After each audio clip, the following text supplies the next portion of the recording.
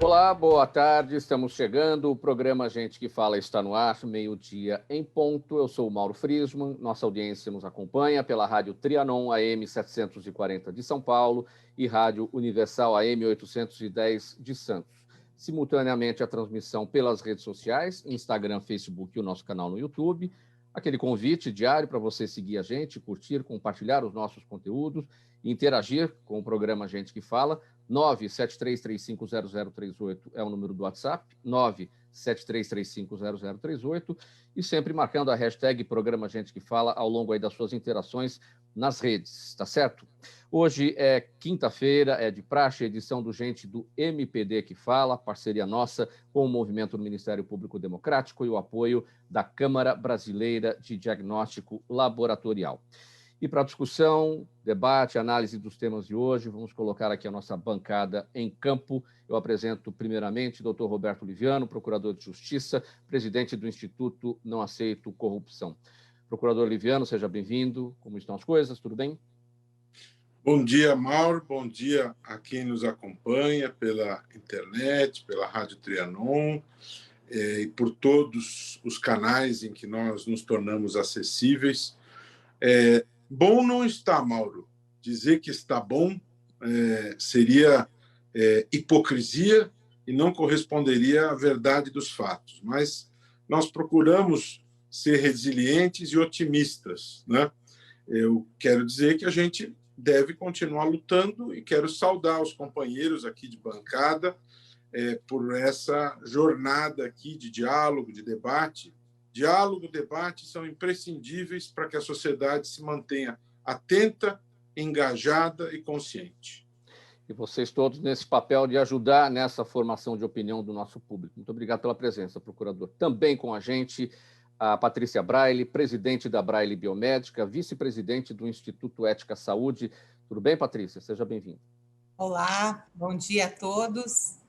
Como acabamos de ouvir, realmente poderia estar melhor, mas o nosso papel como cidadãos é debater sempre, é buscar essa construção de um país melhor, de um país mais justo, mais equilibrado.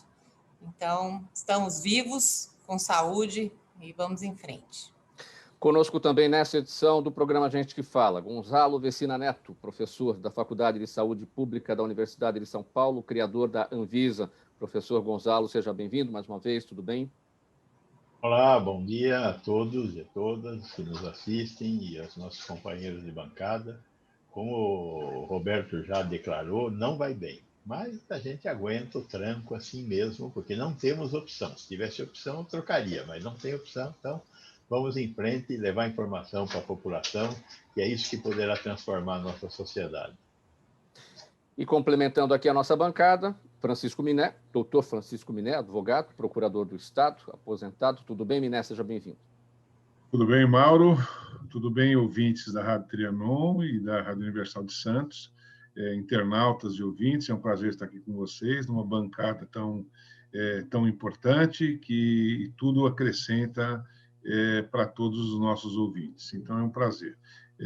Eu quero ser um pouquinho mais otimista do que todos os da bancada, porque, na realidade, nós vivemos realmente tempos difíceis, mas nós vamos superar, nós temos uma série de embates, tanto na esfera política, quanto no seio da sociedade como um todo, mas nós vamos nos fortalecer diante dos diversos desafios que nós temos aí pela frente. Vamos lá, 12:04, o nosso primeiro tema é o seguinte. O Ministério Público Federal anunciou ontem que a força-tarefa da Lava Jato no Paraná foi oficialmente encerrada na segunda-feira. A investigação, deflagrada em 2014, continua dentro do Grupo de Atuação Especial de Combate ao Crime Organizado, mas a estrutura será reduzida. O GAECO, do Ministério Público Federal, foi criado no ano passado para gradualmente substituir as forças-tarefas. O grupo tem atualmente 9 procuradores. Segundo o Ministério Público, 5 deles vão se dedicar aos casos da Lava Jato. Procurador Liviano, vou apresentar aqui os números da Lava Jato, 79 fases, 4 bilhões e 300 milhões de reais recuperados. É um número importante, são números importantes, superlativos. essa questão do fim da Lava Jato pode parecer à sociedade, pelo tamanho que a Operação Lava Jato alcançou, atingiu, que daqui para frente pode haver um afrouxamento com relação ao combate à corrupção. Como é que o senhor avalia isso? Sem sombra de dúvida, essa decisão tomada pela cúpula da Procuradoria-Geral da República, ela inequivocamente trará prejuízo à sociedade, trará prejuízo à proteção do patrimônio público, trará prejuízo ao combate à corrupção no Brasil. Não há nenhuma dúvida a esse respeito, e essa decisão, ela, na verdade, ela não surpreende. Já vinha sendo anunciada, já vinha sendo observada desde o início da gestão do atual Procurador-Geral da República, porque os trabalhos dos procuradores designados não havia prorrogação das designações pelo mesmo período que acontecia anteriormente. As prorrogações eram curtas, né?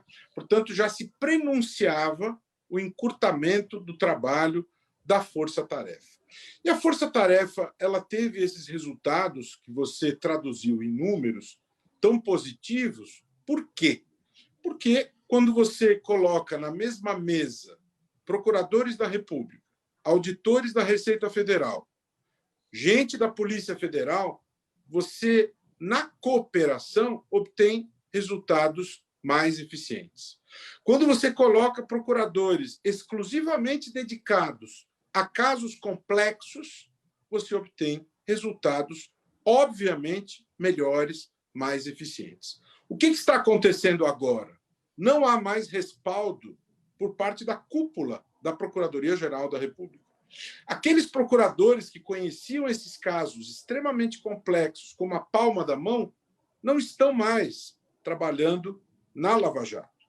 Vieram novos procuradores que não conhecem esses casos, e essa solução que se adotou, nova, ela não foi discutida democraticamente, amplamente, dentro do Ministério Público Federal. Não houve uma discussão ampla, não foi envolvido o Conselho Superior do Ministério Público Federal para se encontrar uma solução substitutiva que não gerasse perda de eficiência, perda de produtividade. Então, sem sombra de dúvida, aqueles casos de grosso calibre, aqueles casos que estamos falando de responsabilização daquelas pessoas detentoras de parcelas expressivas de alto poder político e econômico, não terão a mesma energia do enfrentamento a partir de agora, e isso já vinha de algum tempo.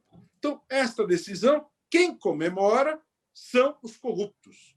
Quem comemora são aqueles que praticam o crime do colarinho branco. Quem perde é a sociedade. Né? As pesquisas de opinião pública, Mauro, só para completar, já sinalizavam que a sociedade queria a continuidade dos trabalhos. E a corrupção está aí. Durante a pandemia, enxurradas de casos de corrupção cometidos em plena pandemia. Portanto, a necessidade de autoenvolvimento, deveria haver mais gente trabalhando com exclusividade para os casos complicados e não redução desse efetivo. Iné, a sua avaliação, você compartilha da opinião do procurador Liviano e também esse aspecto de que o encerramento da Lava Jato significa que os procuradores que eram da operação vão se dividir, né, nas suas atribuições com outros casos. Não vai ter aquela dedicação como até aqui foi, dentro de um único trabalho na Operação Lava Jato. Eu tenho uma opinião um pouco diferente do Dr. Roberto Liviano, mas sem antes deixar de reconhecer assim o importante papel, na realidade, o fundamental papel da Operação Lava Jato e toda essa especialização que o grupo assim entregou para a sociedade, talvez o maior trabalho anticorrupção, a maior fiscalização anticorrupção do mundo, tá? Talvez o único comparativo pudesse ser a chamada Operação Mãos Limpas, ocorrida na Itália. Tá? Então, na verdade, um trabalho que não só tem seu reconhecimento de toda a sociedade brasileira e vai entrar para a história mundial, né, diz respeito a isso, como também revolucionou toda a forma de administração geral, né, de toda a fiscalização no mundo afora. Mas, de qualquer forma, eu tenho aqui apenas algumas observações divergentes do Dr. Roberto Liviano, no que diz respeito a isso, porque toda a operação especial, né, e ela foi concebida assim como operação especial, ela tem que ter um início, meio e fim, né?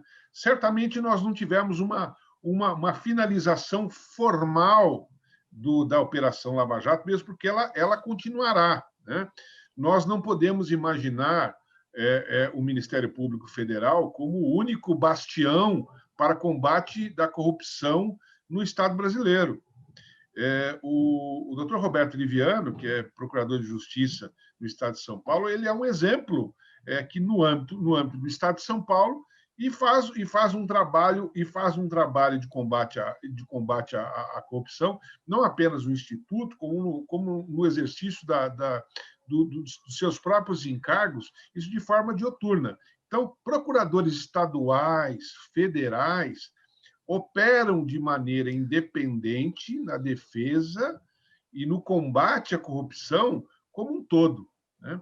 A distribuição desse conjunto de informações, desse conjunto de delitos e de informações e de provas, né, que ainda serão investigadas, elas serão com certeza distribuídas para todos os diversos procuradores da República do país. Tenho aqui algumas críticas em relação ao trabalho de várias subprocuradorias estaduais, federais, que tiveram uma eficiência muito menor do que o grupo que se alocou lá em Curitiba, né? Então, a Operação Lava Jato ela não pode ser diminuída, né, como um pequeno feudo, como uma especialidade, ou como uma CPI permanente que vai ficar para o resto da vida, né, apurando uma situação, porque isso afeta a segurança jurídica. Então, aqui compete, dou aqui se de um lado existe uma sinalização de que nós teremos assim um afrouxamento da forma de fiscalizar, talvez alguns maus políticos assim pensem, né? De outro lado, eu tenho a certeza de que esse munus, esse dever de investigar, ele será distribuído para todo o Ministério Público, seja ele estadual ou federal, e assim deveria ser feito, não apenas diante de situações de força-tarefa. Então, é muito importante que a gente tenha em mente que o combate à corrupção é algo permanente, que demanda a participação efetiva de toda a sociedade, de todo o Ministério Público, e não de uma especialização. Aqui pela Rádio Trianon AM 740 de São Paulo e também Universal AM 810 de Santos, e ainda nas redes sociais, programa Gente que Fala, edição de quinta-feira, programa Gente do MPD que Fala, parceria nossa com o Movimento do Ministério Público Democrático e o apoio da Câmara Brasileira de Diagnóstico Laboratorial. 12h14, e agora a gente vai falar do combate ao coronavírus.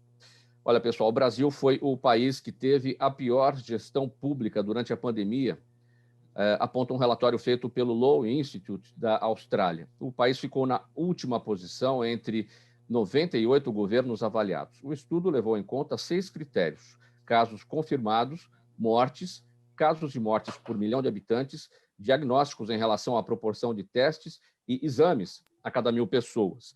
O Brasil enfrenta uma forte alta de casos desde o fim de 2020 e, em janeiro, a falta de oxigênio para pacientes do Amazonas, a desorganização do início da campanha de vacinação foram exemplos das falhas do governo federal na gestão da pandemia no país. Não sei para quem eu vou dar preferência, se para as mulheres, no caso da doutora Patrícia, ou se para o professor Gonzalo, nosso decano aqui, Eu acho que Mas, Dr. Gonzalo. professor Gonzalo, a gente consegue virar essa mesa? Vamos lá, estamos no último lugar aí nesse estudo.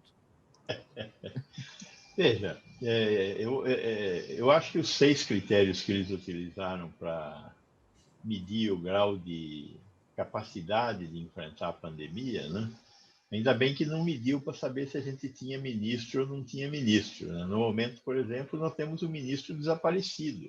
Não se sabe onde está o Pazuello, né? Está sumido. Veja, nós tivemos um problema o tempo todo de liderança. Não existe nenhum problema que possa ser enfrentado sem governabilidade, né? E aí não quero dizer de governabilidade de governo, governabilidade do ponto de vista empresarial. Os problemas para serem enfrentados, eles têm que ser entendidos, esquartejados, e aí feito um plano de ação. Nós não fizemos nada disso em nenhum momento da pandemia, nem com Mandetta, nem com Nelson Teich, o Breve, nem com Pazuello. Não, infelizmente, nós não tivemos nada disso. Nós não tivemos liderança. Se este desastre não foi maior, nós devemos isso a uma parte dos governos estaduais e a uma parte dos governos municipais. Porque tivemos muitos municípios e muitos estados muito mal geridos também. O pior exemplo que nós temos é o Amazonas. O governador do Amazonas foi absolutamente catastrófico nessa crise. Além do que, ele e o prefeito de Manaus não se conversavam. Num estado onde 50% da população, 100% dos leitos de UTI estão numa cidade só, o governador não conversar com o prefeito é um desastre. Uma situação muito semelhante nós estamos vivendo em Belém, Santarém, Altamira, São Gabriel da Cachoeira, Tabatinga. Então, liderança é uma coisa fundamental. E a liderança é escolhida por nós, pelo povo, né? Acho que essa mensagem é uma mensagem que nós temos que difundir. Porque, olha, nós estamos vivendo uma crise, essa crise teve um custo. Mas esse custo é fruto de decisões tomadas por gente que nós escolhemos. Esta é uma questão que tem que ser colocada o tempo todo. Estamos perdendo 220 mil vidas. Uma parte delas poderia ter sido poupada. E é bom lembrar que nessas 220 mil vidas, está faltando pelo menos uns 30%, 40% que não foram contadas. Neste momento, nós temos alguns investigadores médicos fazendo um levantamento para tentar estudar qual foi o índice de subregistro.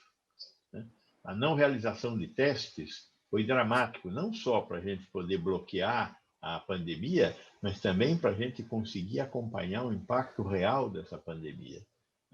Então, temos muito que aprender do ponto de vista do que fazer com crises. Crises têm que ser governadas. Doutora Patrícia, por que o Brasil teve esse prêmio de pior gestão pública durante a pandemia pelo relatório feito pelo Lowy Institute da Austrália? Pois é, por tudo que o professor Gonzalo já nos explicou, e ele tem total razão, e eu concordo plenamente que a questão é sempre do líder. Mas eu vou um pouquinho além do líder que ele estava colocando. O negacionismo que a gente está vivendo durante essa pandemia, ele prejudicou demais.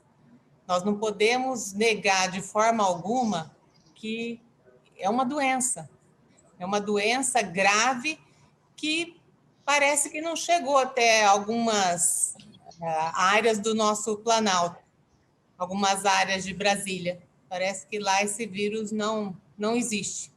Então, a questão da liderança ela é muito séria, não foi levado no ponto que deveria ter sido levado, com a seriedade que deveria, e a gente pode ver isso em alguns outros países também que não levaram a sério, como nos Estados Unidos, por exemplo, que também tiveram a mesma atitude que o Brasil.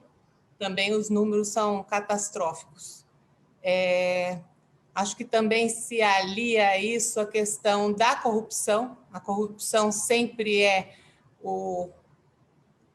o vírus que também corrói ao mesmo tempo que a doença vai causando todos os seus danos, o vírus da corrupção também foi criando um desastre atrás do outro.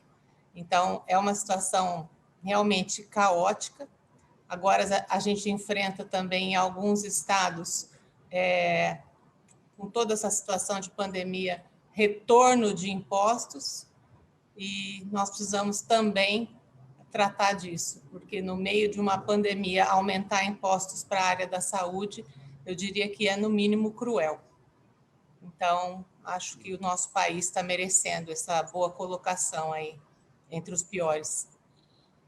12h20. Diga, eu queria fazer procurador um pequeno comentário sobre essa questão que Gonzalo e Patrícia comentaram com tanta propriedade. Eu quero alertar aos internautas e ouvintes que estão nos acompanhando aqui que quem fez essa classificação não é nenhum grupo político brasileiro, não estamos falando de nenhum instituto petista, não é nenhum organismo ligado ao governador João Dória, né? Não estamos falando de nenhum antagonismo político interno, né? O responsável por este ranking que foi apresentado, como você bem destacou na matéria, é bom grifar e colocar negrito.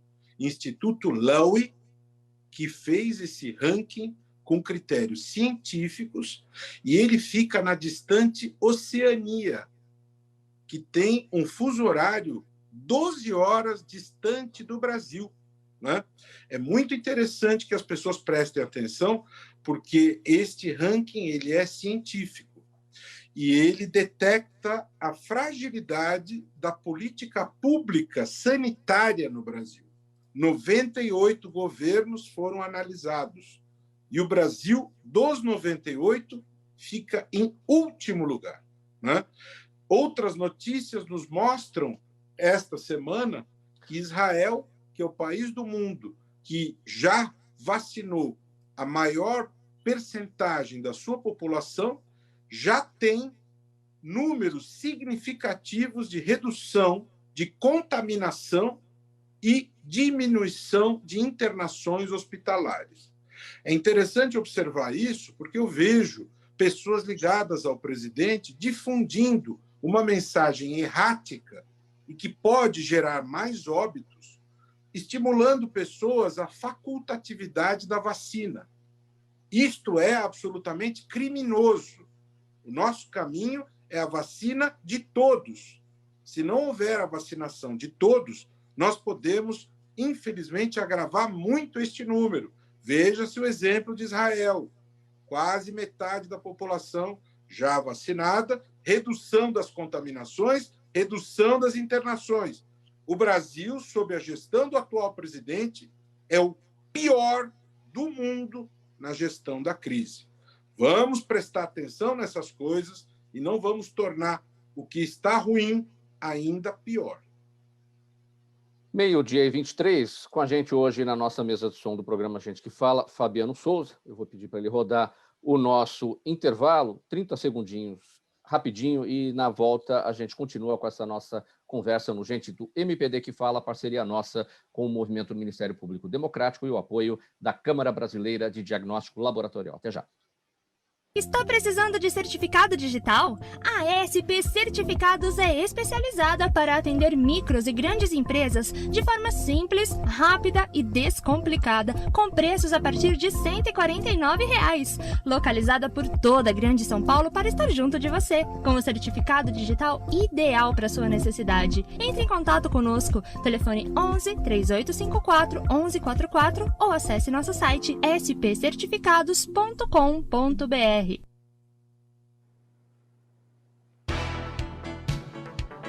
12h24, de volta com o programa Gente que Fala, edição de quinta-feira, gente do MPD que Fala, parceria nossa com o Movimento do Ministério Público Democrático e o apoio da Câmara Brasileira de Diagnóstico Laboratorial. O próximo tema por aqui: o Supremo Tribunal Federal começou a julgar ontem se existe no Brasil o chamado direito ao esquecimento.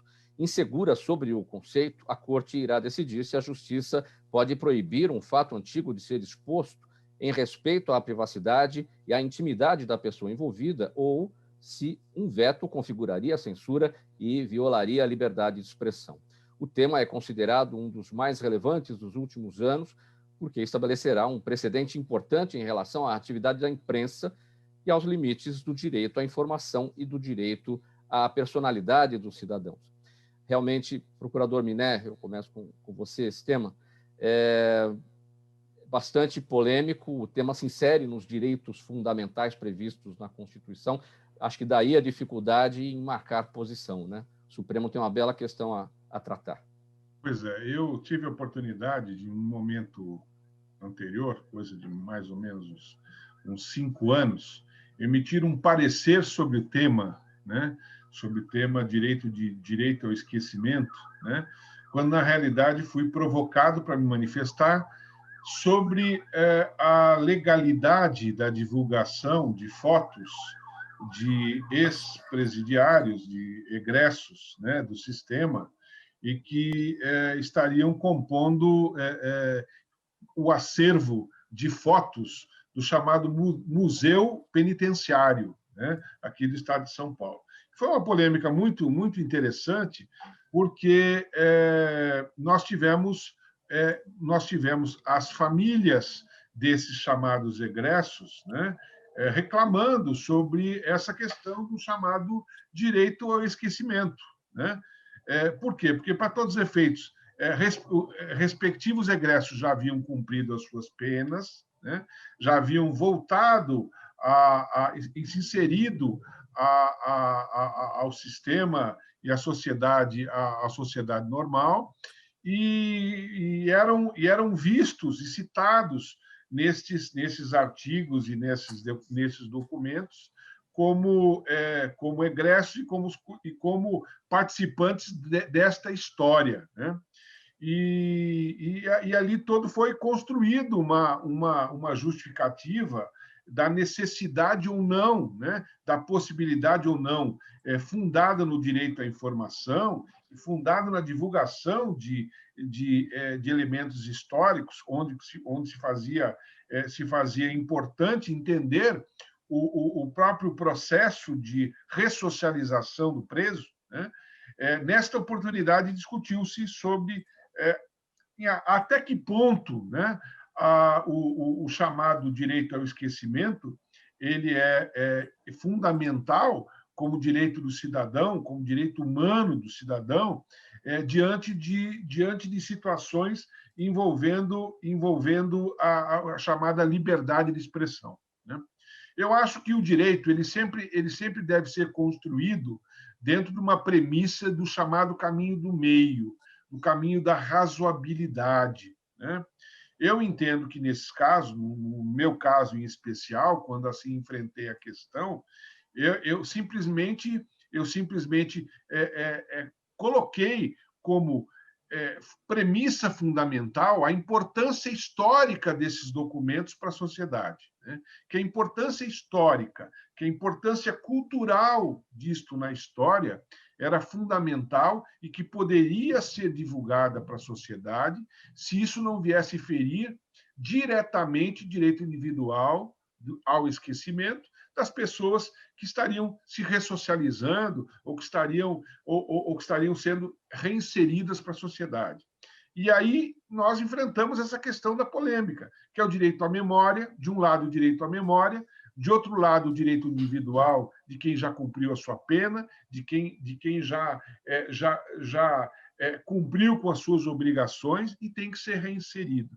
Eu entendo que o Supremo deva se posicionar no sentido de preservação do direito ao esquecimento, sim, porque senão nós estaríamos diante de uma pena eterna, né? Alguém que cometeu um ilícito, e aqui nós sempre imaginamos grandes ilícitos, mas nós nos esquecemos dos pequenos ilícitos, que já cumpridos devem ser enfrentados pela sociedade e a vida deve ser devolvida, né? Porque se nós estivermos diante de uma situação em que essas penas não forem esquecidas, nós estamos diante de uma pena eterna, nós estamos diante de uma pena que nunca será cumprida diante da sociedade. Então, o caminho da razoabilidade, o caminho do meio, possivelmente, deva ser a melhor baliza, a forma que o Supremo Tribunal Federal deverá modular estes casos. Então, essa mais ou menos a minha linha de pensamento a respeito desse tema. Procurador Liviano, é possível esse caminho do meio, a razoabilidade, como aponta o procurador Miné, ou seja, é possível atender o direito ao esquecimento e atender a liberdade de expressão, ou tem uma falsa dicotomia? Bom, eu, sinceramente, não entendi o tal caminho do meio do Miné. Eu acho que o Miné ficou em cima do muro, né? Porque, na hipótese mesmo que ele colocou, afinal de contas, apaga-se esse registro ou não se apaga o registro? Porque o que está se querendo nesse julgamento, que começou no Supremo hoje, os familiares da vítima querem que simplesmente seja arrancado de maneira absoluta de todos os registros qualquer referência relativa a este julgamento. E o ponto é esse. É plausível que tudo que diga respeito a este caso, a este processo, seja eliminado dos anais, de todos os lugares, que haja um esquecimento amplo, total e irrestrito, né? Eu não entendi, afinal, a posição do Miné. É possível que se arranque isso ou não? Eu vou dizer o que eu penso a respeito disso, né? A própria Constituição, no meu modo de ver, quando no artigo 5º, inciso 14, ela assegura a todos o direito à informação, né? Ela, naquele ponto, ela assegura o direito ao não esquecimento. Quando no artigo 37 a Constituição assenta como princípio a publicidade, ela assegura o direito ao não esquecimento. Nós precisamos tomar muito cuidado com essa ideia, essa questão de direito ao esquecimento, porque daqui a pouco vão querer esquecer do Holocausto. Daqui a pouco vão começar com o negacionismo da história. Um jornalista da França me ligou ontem para conversar sobre isso e eu, curiosamente, perguntei a ele como é que funcionava lá no berço das liberdades, na França, essa história de direito ao esquecimento. Sabe o que ele me disse, Mauro? Existe lá o direito ao esquecimento em questões de direito do consumidor.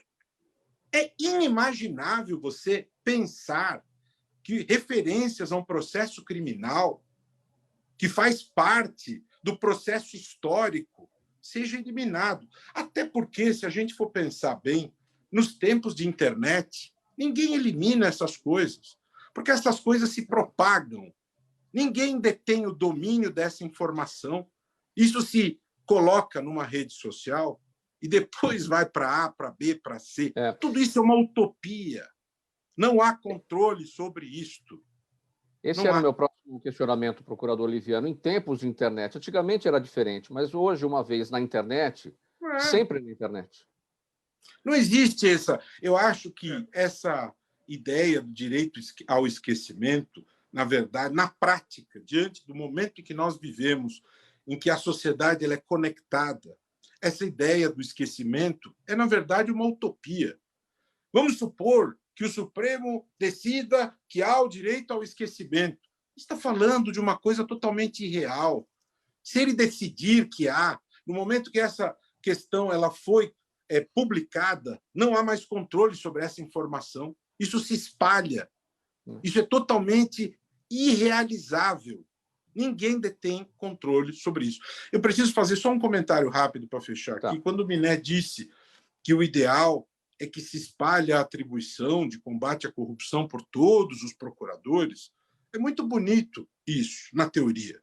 Antes da Lava Jato era assim, e não havia resultados eficientes. A Lava Jato foi importante, tivemos a recuperação de 4,3 bilhões e quase 300 sentenças condenatórias, porque esse estado de coisas mudou, porque nós tivemos gente com atribuição exclusiva para cuidar dos casos complicados. Então, antes da Lava Jato, você tinha tudo espalhado para as pessoas. Com a Lava Jato, você teve atribuições exclusivas. Então, voltar a distribuir para todos, o que nós vamos ter?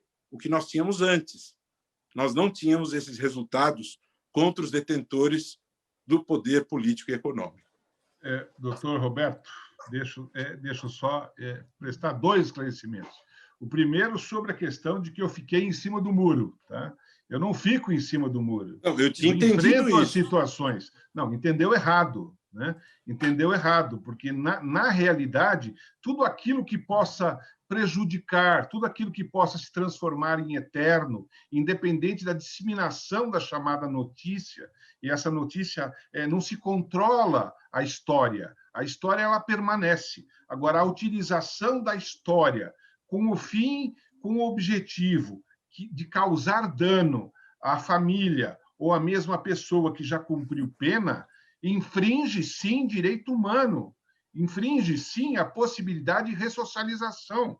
Então, quem defende o não esquecimento defende prisão perpétua, defende pena perpétua, defende a não ressocialização. Então, é nesse sentido que eu entendo que a razoabilidade, no que se refere a esse tema, ela diz respeito à possibilidade, enquanto não prejudica família e pessoas, tá? Sim, deve ser preservado. No que diz respeito à questão das atribuições do Ministério Público, essa de forma disseminada ou de forma especializada, eu não preciso lembrá-lo, porque é da sua atribuição como procurador de justiça possuir todas as ferramentas e interconexões, sejam com a Receita Federal, sejam todos os instrumentos, ou seja, isso está na Constituição, faz parte das atribuições, não existe membro do Ministério Público mais importante. Então, portanto, aí nós podemos sim avaliar se, de repente, determinados estados são mais competentes ou menos competentes. Se a Procuradoria-Geral da República no estado de São Paulo foi tão eficiente como a Procuradoria-Geral da República especializada na cidade de Curitiba, que gerou a chamada República de Curitiba. Então, nós não precisamos de repúblicas de Curitiba, nós precisamos de repúblicas do Brasil. Nós precisamos que todos os membros do Ministério Público possuam as condições necessárias para realizar o trabalho anticorrupção. Agora, se isso é ficção, então nós precisamos reinventar a roda. Então, essa é a observação. Muito bom, meu querido Miné. Eu quero pôr um pouco de tempero nessa sopa aí. Vai lá, coloca. Pode ir, doutor. Primeiro, pode ir, em relação à questão da Lava Jato, eu acho que, de acordo com o que eu ouvi esses dias do ministro Lewandowski, que eles até puseram um juiz dentro do sistema de definição de culpados aí. E, foi um exagero. E a outra questão é essa questão do direito ao esquecimento. Eu acho que vocês, advogados, pensam que são deuses, que dá para fazer essas coisas. Esse é um problema psiquiátrico. O direito ao esquecimento só vai ser resolvido com um bom psiquiatra. Muito bem. Agora, assim, 12h38, a gente tem mais um tema, que é essa questão da polêmica aquisição privada de vacinas, se isso é legal, se é ético, mas está na hora do nosso intervalo, quase na hora do nosso intervalo. Eu vou acionar aqui o Fabiano Souza. Vamos fazer antes, Fabiano? E aí a gente volta em seguida, daqui 30 segundos, com esse tema. Você acompanha o programa Gente que Fala, edição de quinta-feira, gente do MPD que Fala, parceria nossa com o Movimento Ministério Público Democrático e o apoio da Câmara Brasileira de Diagnóstico Laboratorial. Até já. Está precisando de certificado digital? A SP Certificados é especializada para atender micros e grandes empresas de forma simples, rápida e descomplicada, com preços a partir de R$ 149. Localizada por toda a Grande São Paulo para estar junto de você, com o certificado digital ideal para sua necessidade. Entre em contato conosco, telefone 11 3854 1144 ou acesse nosso site spcertificados.com.br. Trianon AM 740, São Paulo. Faltando 21 minutos para uma, Rádio Trianon AM 740, São Paulo, Universal AM 810, Santos, programa Gente que Fala, edição de quinta-feira, gente do MPD que Fala, parceria nossa com o Movimento Ministério Público Democrático e o apoio da Câmara Brasileira de Diagnóstico Laboratorial. A vacinação brasileira contra a Covid-19 começou há 18 dias Porém, até o momento, as doses disponíveis são insuficientes, até mesmo para atender os grupos prioritários. Para contornar o problema, alternativas têm sido sugeridas. Uma delas gerou questionamentos éticos: a aquisição de doses por empresas privadas e entidades que as representam para vacinação dos próprios funcionários. Enquanto clínicas privadas já estão negociando a aquisição de 5 milhões de doses da vacina indiana Covaxin, empresas brasileiras buscam adquirir um lote de 33 milhões de doses da Oxford AstraZeneca. Doutora Patrícia, o que é que tem de legal ou de ilegal? O que é que tem de ético nessa história, ou falta de ética nela, né? Nossa, mas caiu para mim? A gente pode passar a vez, como se diz. Doutor... Eu posso até comentar um pouquinho e depois a gente ouve. Depois volta. Gonzalo, sim, porque realmente eu gostaria de ouvir vocês. É um assunto extremamente polêmico. Eu sou empresária, ao mesmo tempo presidente do Instituto Ética à Saúde, sou professora de filosofia do direito, então realmente é um tema muito instigante, mas me perturba muito pensar que alguns têm direito, em função da condição econômica mais privilegiada, a ter fura-fila, a ter vantagem nesse momento. Me incomoda bastante, minha tendência é achar que isso não é ético, mas eu gostaria de ouvir vocês um pouco, mesmo porque vai me ajudar a formar a minha opinião. Professor Gonzalo. Bom, eu não tenho dúvida com relação à questão da legalidade, é legal. A questão da ética, eu acho que podemos discutir um pouquinho. O Brasil tem, na área da saúde, uma fila, 100% fila. É a fila de transplante. Você precisa de um órgão, você entra na fila. Tem 2 critérios. A fila caminha de acordo com a ordem de chegada e com a gravidade do caso na fila. Ponto.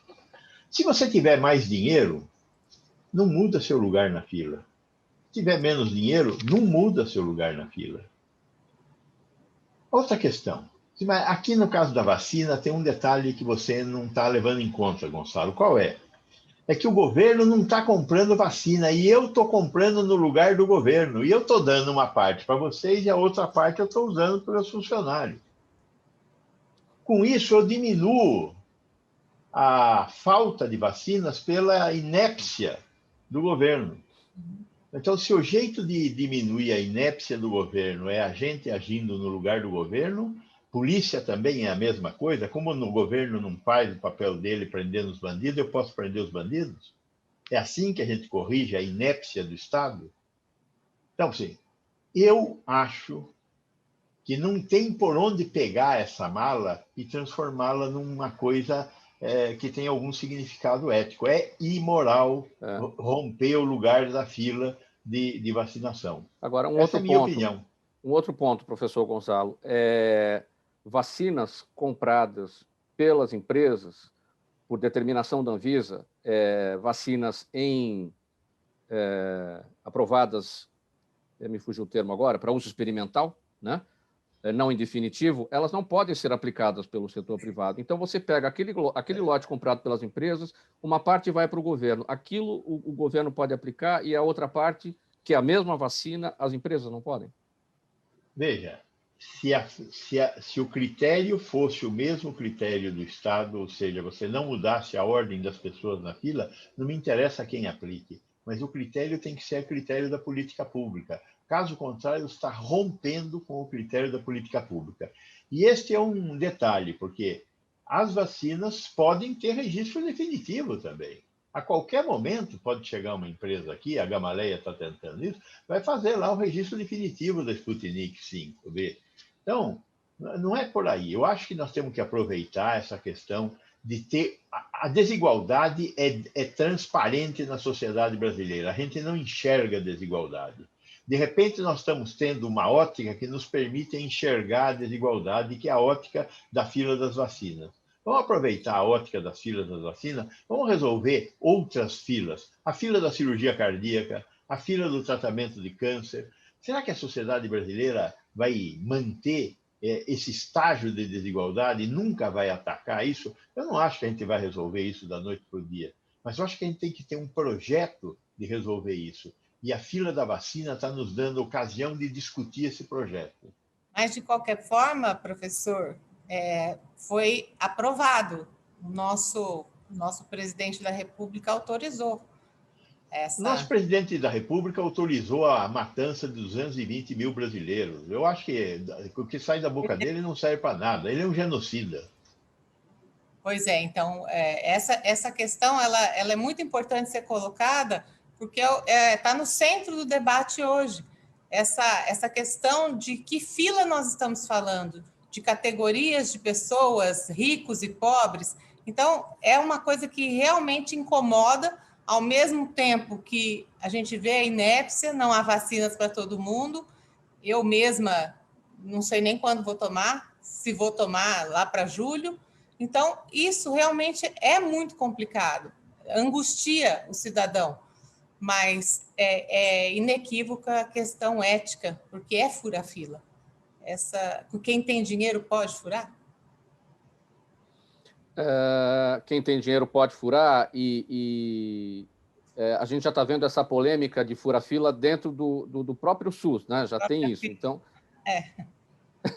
Então, eu acho que fura-fila em todas as situações? Então, é muito sério, nós precisamos repensar toda a sociedade que a gente vive. Eu acho que esse é o nosso papel. Todos nós que temos um pouco de voz e temos um pouco de alcance, a gente precisa olhar para aquilo que é desigual, para aquilo que está fazendo com que a nossa população sofra mais ainda. Nós precisamos falar, nós precisamos agir, nós precisamos, de qualquer forma, nos envolver nesses debates. Então, a sociedade civil tem esse dever. Professor Gonzalo, e se o governo comprasse das clínicas essas doses todas? Porque as empresas têm... A urgência do poder público é diferente da urgência das empresas, claro, a burocracia é completamente diferente. Então, diante da rapidez das empresas em buscar as vacinas, em trazer isso, não seria uma alternativa o governo comprar essas doses das empresas e aplicar pelo Sistema Único? Alguns dos representantes de empresas desse grupo de 33, sei lá, coordenado aí pela Gerdau, propôs isso. Entregar 100% das vacinas que eles consigam comprar ao SUS. Porque, do ponto de vista financeiro, nós estamos falando de migalhas. Vacina não é um negócio tão caro assim. Agora, é óbvio que nós estamos falando de um problema moral. Não tem como, não é incompetência do governo e nem competência da iniciativa privada. É um problema um buraco é mais embaixo, Mauro. Tá bom. Procurador Liviano, para a gente... Eu queria fazer um pequeno comentário sobre isso. Acho que o Gonzalo foi muito feliz quando usou aquela comparação com a fila do transplante. Você veja, quem tem mais dinheiro não consegue furar essa fila, né? Então, é um elemento comparativo interessante. E é esse paradigma que deve ser usado.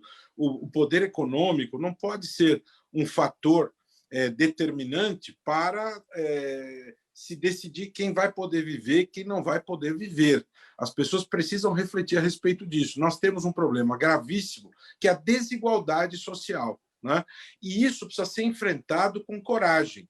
Está aí o drama da vacinação, que mais uma vez nos recoloca diante disso, para nós enfrentarmos essa questão. Então, como acabou de alertar o professor Gonzalo, do ponto de vista financeiro, não se trata de nenhum absurdo, mas é necessário ter um pingo de decência, um mínimo de eficiência para comprar essas vacinas. E aí eu quero acrescentar, não só comprar as vacinas, já que o ministro Pazuello se apresenta como ícone da logística, é necessário lembrar que precisamos comprar também seringas e agulhas. Sem seringa e agulha não se aplica a vacina. Sim. Procurador Liviano, para a gente passar bem rapidinho por essa questão aqui, porque temos perguntas também da nossa audiência, não queria deixar esse tema de fora. Eu não vou ler a nota toda, mas só vou pontuar aqui. O caso do Marcelo Perboni, denunciado pelo Ministério Público Federal por se apropriar indevidamente de valores que teriam que ser recolhidos como impostos. Ele foi um anfitrião da festa que celebrou a vitória do deputado Arthur Lira na eleição à presidência da Câmara. E ele é acusado justamente pelo MPF de fraude de R$3.800.000. Sua avaliação bem breve, por favor, a gente vai para as questões do público. Horripilante. A minha avaliação é horripilante. Esta festa, ela é a expressão de tudo de mais horripilante. Quase todas as pessoas sem máscara estão celebrando o quê? A nossa tragédia? Estão celebrando o quê? O vencedor dessa eleição é o rei da rachadinha em Alagoas. Estão celebrando o quê? O drama que nós estamos vivendo? Eu não vejo que tipo de coisa pode ser celebrado nesse momento histórico. Se houvesse um pingo de noção, um pingo de respeito ao povo brasileiro, não se faria festa nenhuma. Nenhuma. Então, esta festa é um absurdo. O fato de quem promove a festa ser um fraudador é outro absurdo. O vitorioso nessa eleição é um indivíduo que é acusado e apontado como um rei da rachadinha Alagoas. Tudo isso é uma soma de absurdos. E eu, sinceramente, prevejo que essa lua de mel entre o vitorioso e o presidente Bolsonaro durará pouco, que os interesses desse grupo político são interesses oportunistas. Este é um terreno que é uma verdadeira areia movediça. Pessoal, eu vou pedir muita brevidade a todos para que a gente consiga responder a todas as perguntas do público. A gente tem pouquíssimos minutos. Roberto Martins, nossa audiência no YouTube. Patrícia, ele pergunta, já é possível notar se a visibilidade proporcionada pela pandemia gerou uma maior procura dos estudantes pela biomedicina? Eu tenho visto muito interesse por estudantes e por também o público em geral. Muitas vezes aqui na empresa a gente tentava explicar o que era um registro na Anvisa, o que era uma pesquisa clínica, o que era estudo fase 1, fase 2, fase 3. Agora ficou bem mais fácil a gente explicar e o interesse por todos é muito grande. As pessoas começaram a ver a importância. O Renato Mendes, também acompanhando o nosso canal no YouTube. Procurador Minelli pergunta a sua avaliação sobre o dossiê entregue essa semana ao presidente americano Joe Biden, que recomenda a suspensão dos acordos entre os Estados Unidos e o Brasil. Eu vejo com oportunismo, né, esse tipo de iniciativa que acaba prejudicando a própria imagem do país, que já está desgastada pela gestão, pela má gestão apresentada até a presente data no combate à pandemia e na própria diretriz de combate à devastação de natureza e política ambiental, entre outras coisas mais. Eu sempre vejo isso com maus olhos, né? Quando organismos nacionais assim tomam esse tipo de iniciativa. Naturalmente, eu vejo que existem várias iniciativas de relações exteriores que devem ser reavaliadas pelo governo brasileiro, né? Mas a iniciativa externa, né, no que diz respeito à solicitação de quebra, né, de acordos assim, eu sempre vejo com falta de patriotismo, com falta de brasilidade. Professor Gonzalo, a Vera Lima, nossa audiência sempre no Facebook, ela pergunta por que somente agora a Anvisa retirou a exigência de estudo de fase 3 das vacinas no Brasil. Aí pergunta a Vera se isso não é importante, se realmente não é necessário, por que essa liberação não ocorreu antes? Primeiro que o estudo de fase 3 no Brasil é positivo. Fazer o estudo aqui nos permite entender melhor a dinâmica populacional brasileira, que é uma dinâmica diferente, por exemplo, da dinâmica populacional do Japão. Embora essa diferença de raças não seja tão importante assim. Mas é importante aprender com a nossa demografia. A segunda questão é que é fundamental aprender a fazer estudos de fase 3. E esses estudos de fase 3 que foram realizados aqui contribuíram para isso. Agora começaram a aparecer vacinas que não apareceram antes para serem registradas aqui. Bom, está na hora de abrir. Eu acho que a Anvisa fez certo quando fechou e fez certo quando abriu. Só um entendimento, professor. São estudos de fase 3 que não foram feitos no Brasil, mas foram feitos fora. Isso é fundamental. Veja, até agora, estudo de fase 3 feito fora do Brasil, pronto, não tem nenhum. O da Gamaleya, da Sputnik V não está pronto, o da Bharat BioNTech da Índia não está pronto, não tem nenhum. O único estudo pronto que poderia ser aplicado aqui agora é o da Moderna, só que a Moderna não quer vender a vacina no Brasil. Sim, procurador Liviano, Jaime do Jardim Bonfilholi, seu Jaime, muito obrigado aqui pela audiência sempre. Ele pergunta, as nossas faculdades de Direito estão passando para os seus alunos a importância da ética? Bem brevemente, porque tem mais uma pergunta aqui para você, procurador. Jaime, parabéns pela presença constante, obrigado pela pergunta. Passam, mas de maneira, a meu ver, superficial, insuficiente. É necessário aprofundar o estudo e a atenção em relação a esse tema extremamente importante. Outra pergunta aqui, procurador Liviano, pelo Instagram, nossa audiência com a Marina Santos. Sua opinião sobre a indicação de Bia Kicis para presidir a Comissão de Constituição e Justiça da Câmara dos Deputados. E como se chama a nossa Marina, nossa deputada? Né? Sim, Marina Santos perguntando sobre a deputada Bia Kicis. Tá. Marina, obrigado pela sua pergunta. Todo respeito à parlamentar Bia Kicis, que foi eleita democraticamente, mas eu penso que quem preside a CCJ precisa ser um parlamentar realmente uma intersecção, um representante do parlamento moderado, um representante do parlamento que não se caracterize por posturas radicais. E vejo que as posturas desta parlamentar são radicais. Inclusive, ela é investigada no Supremo Tribunal Federal no inquérito das fake news. Me parece que seria necessário termos à frente da CCJ um outro perfil de parlamentar. Procurador Liviano, com a palavra, eu aproveito então para pedir sua despedida, o seu destaque final. Sempre uma alegria estar com todos vocês, sempre é um aprendizado ouvir o professor Gonzalo Vecina. Obrigado pela presença mais uma vez. Obrigado, Patrícia. Obrigado, querido Miné. Desculpa pela divergência, mas é sempre um prazer estar com você, meu querido amigo e companheiro. E todos vocês que estão nos assistindo, que são aí a razão da nossa reunião semanal aqui no Gente do MPD que Fala. Um grande abraço a todas e todos e até a próxima quinta. Sigam aqui a nossa audiência e vamos disseminando essas informações, tornando as pessoas cada vez mais conscientes, atentas. Com informação e diálogo, nós consolidamos cidadania. Um grande abraço a todas e a todos. Procurador Miné, bem rapidinho, 5 segundos. Eu agradeço, Mauro, o convite realizado. Tenho um grande prazer aqui em falar com a Rádio Trianon. Agradeço também a coparticipação da Patrícia, do professor Gonzalo, do Roberto, que é meu parceiro, em que pesa as nossas divergências, e você sempre mediando da melhor maneira possível. Muito obrigado por esse convite. Patrícia Braille, sua despedida. Obrigada pelo convite, fiquei muito feliz.